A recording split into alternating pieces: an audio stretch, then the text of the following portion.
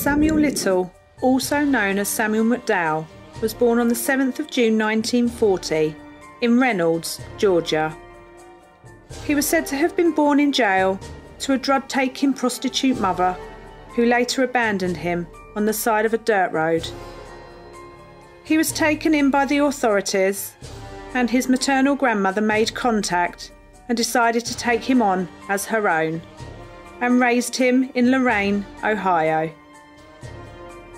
Little attended Hawthorne Junior High School, where he made very little progress with academia and also with friendships. He had little respect for authority and did not take kindly to the school's discipline policy. As he grew up, his theories didn't change.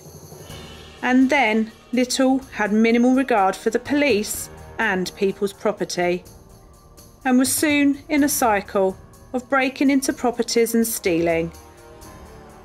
He was arrested at the young age of 16 after breaking into a home in Nebraska and stealing a bike.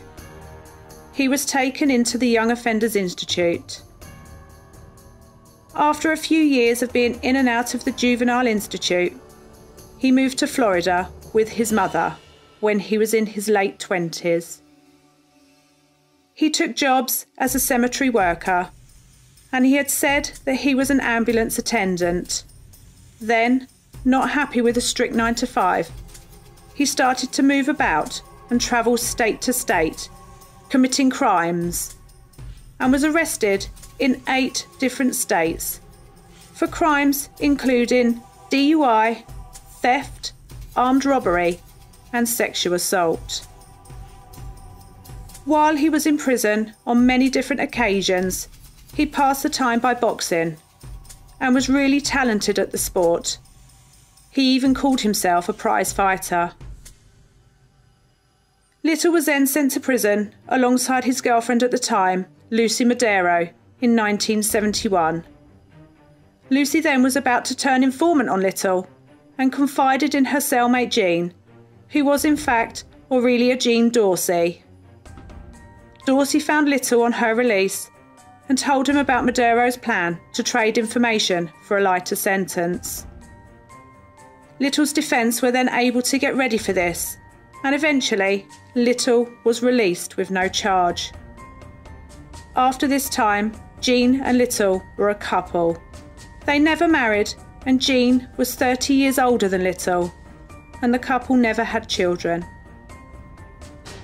Little was arrested 26 times in 11 states in total, for lots of different crimes, but none of which were murder, until 1982, where this all changed. Unfortunately, the jury did not see it the prosecution's way, and Little was indicted for the murder of Lepre. And while he was being heard in court, he was later arrested for the murder of Patricia Mount, aged 26, who was murdered in Florida. Little was then transferred to Florida for the case to be heard, but again he was acquitted due to the lack of trust in many of the witnesses in the case. Those witnesses included drug users and also prostitutes, who referenced seeing Little with Mount the night before her murder. After he was set free again, Little moved close to San Diego and was arrested for yet another attack on a young woman by the name of Lori Barras. She had miraculously survived a horrific beating and attempted strangulation by Little. While he was on bail for this crime, he was found with an unconscious woman in his car who had also been beaten and strangled. And as this was in the same place where Barras was attacked, Little finally had to serve time, but was given a paltry 2.5 years for these crimes. When he was later released in February 1987, he moved to LA, and it was said that he committed up to 10 murders of prostitutes and drug-using young women. He described the way he selected his victims as picking grapes and said there was a whole vine in LA. Little still had run-ins with the law, but instead of them trying to get him off the streets, they were more inclined to shoo him away, and so he moved from state to state within days, all the while committing murders of young women. In 1988, Little's long-term girlfriend, Jean, died of natural causes. This cycle of murdering then moving on continued until 2012, where his luck was about to run out and women would be safe again. While in Kentucky on the 5th of September 2012, Little was arrested while in possession of drugs. He was 72 years old at the time. His name was run through the database and was seen to have outstanding warrants in California, also for drug-related crimes. He was extradited, and while there, the standard procedure was to take a DNA swab. This is said to be the unravelling of the horrific crimes Little had committed. His DNA was linked to 3 unsolved murders dated between 1987 and 1989 in LA. A trial took place and he of course pled not guilty on all charges, but finally a jury saw different and convicted him of all 3 murders. The victims were named as Carol Elford, Guadalupe Apodaca and Audrey Everett. All ladies were beaten and strangled, the usual MO for Little. All women were found dumped on the street in LA, and all at different times. He was sentenced for these murders. Finally, this was the end of Little's reign of terror. But what was to come made this man America's worst serial killer. After he had begun his sentence for 3 murders, police started using DNA profiling across other unsolved murders. And it came to fruition that Little could also be the reason up to 3 dozen further women were dead. These murders had all been committed in the 1980s, Little's most prolific time. Then the DNA of Little was searched across the database for the US, and it was now that he could have been involved in up to 93 separate murders, all of who were young women all over the US. A trial took place in September 2014, and there was overwhelming evidence against Little, and a conviction of life imprisonment was brought to him. Still protesting his innocence at the time, he was to be held at the California State Prison in LA County.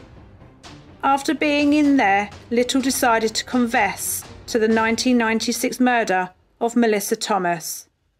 She was strangled. Little went on to tell reporters that he had a fascination with women's necks, and that is the reason he chose to strangle his victims. He continued to tell them that he chose his women who he thought would not be missed or reported missing by loved ones. He regarded them as stains on society, women who were in fact similar to his own mother and chose the same route that she had. Little also went on to tell reporters that he had in fact had an ex-wife and 3 long-term girlfriends, all of who knew what he was doing, but never actively participated in the murders.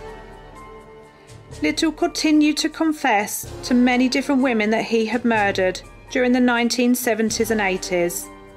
He was able to give details of the case that only the killer would know. So all confessions were acted upon, and Little was further arrested for many of those murders. Unfortunately, there are too many to name. 60 deaths have now been confirmed as Little's.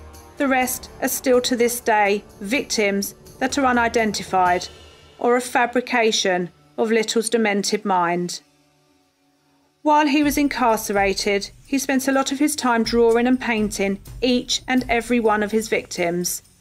Pictures which were used to try and identify some of them against open missing person reports.